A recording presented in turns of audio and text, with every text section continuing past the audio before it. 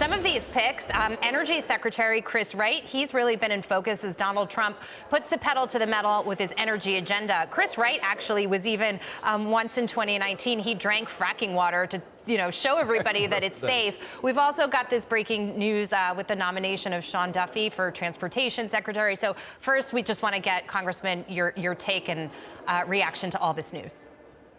Well, look, I think it's fantastic that we've got great nominations so far. We've got, Sean Duffy, who understands transportation, understands appropriation, how government works, how the House programs are actually functioning. I think he's a phenomenal pick. Pete Hegseth, another one, combat veteran, Princeton, Yale graduate. I think it's fantastic for Secretary of Defense. Right, as you talked about, someone who understands energy, understands. You can see what President Trump is doing here.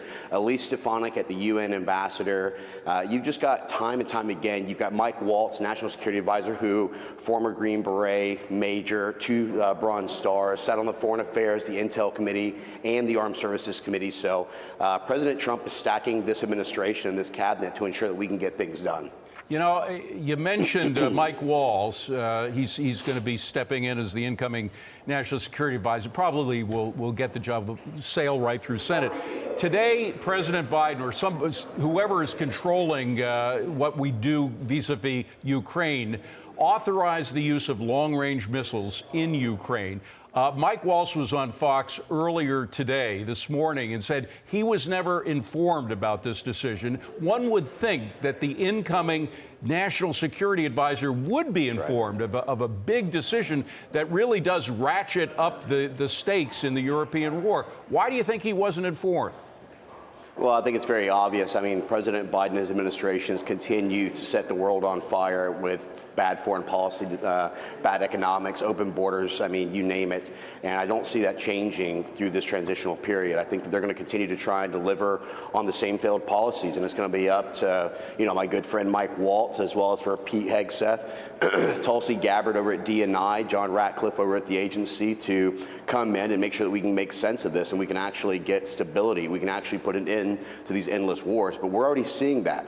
President Trump hasn't even been, inaugurated yet, and already there's world leaders who are trying to stop. You got Hamas looking for a ceasefire, so you can see just by the leadership in itself that we're already seeing a pivotal shift in how the world will stabilize itself.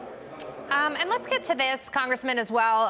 Joe Biden asking for $98 billion in disaster relief funding. I want to get your reaction to that. I mean, he's basically a lame duck president, and that was evident when he was at the G20 and some of the scenes that we saw him in. At this point, you've got him authorizing long-range missiles into Russia and asking for money like this. Like, isn't it just time to stop already? Well, it is, but when it comes to disaster relief fund, we need that as soon as possible. We need to help the people to recover in Western North Carolina. We need help in Florida, Georgia, South Carolina, Tennessee, all the areas impacted. While it's late, and he should have done this earlier with the $22+ billion that they claim that they already had, I'm glad to see it's going to come forward. And as long as most of it goes to the disaster relief fund, then I think that we're going to be okay in helping the recovery efforts because there's a lot that still needs to be done. Are those funds completely drained, the funds that are in place right now? Because there are a lot of questions about where that money also went, and that's the problem that I have with this, not that it would go to disaster relief. I just want to be clear. And see, that's exactly what my issue was. As we know, over $1 billion went to what they called immigration resettlement that was supposed to have not been a part of FEMA, but actually for emergency management. And so we're going to look at this actual bill, but my understanding is that it does go to the disaster relief fund directly. But then again, Mayorkas said they had no money, then he said they had $22 billion.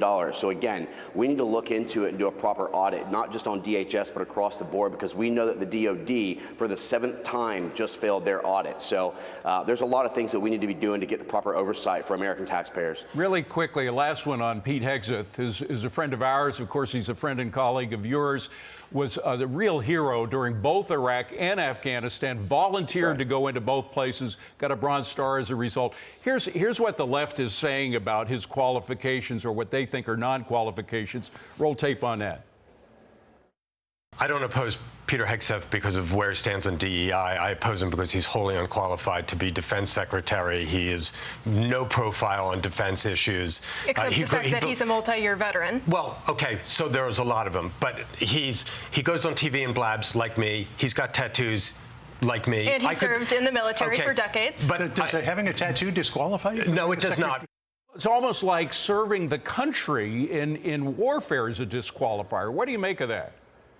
Well, look how quick he was to disregard military combat service. I mean, this is the way the left loathes against our military veterans and why we have a 42,000 recruitment deficit and 6,800 people who are unconstitutionally purged without recognizing their medical and religious exemptions for the vaccine. So what Pete is a combat leader. He's actually led men into battle. He's a graduate of Princeton and Harvard. He's a great orator, and he fights for the America First agenda. They know he's going to come in and clean up DEI. He's going to get our recruitment efforts back. And we're not going to focus on diversity, equity, inclusion. We're going to focus on increased lethality, readiness, and being properly equipped.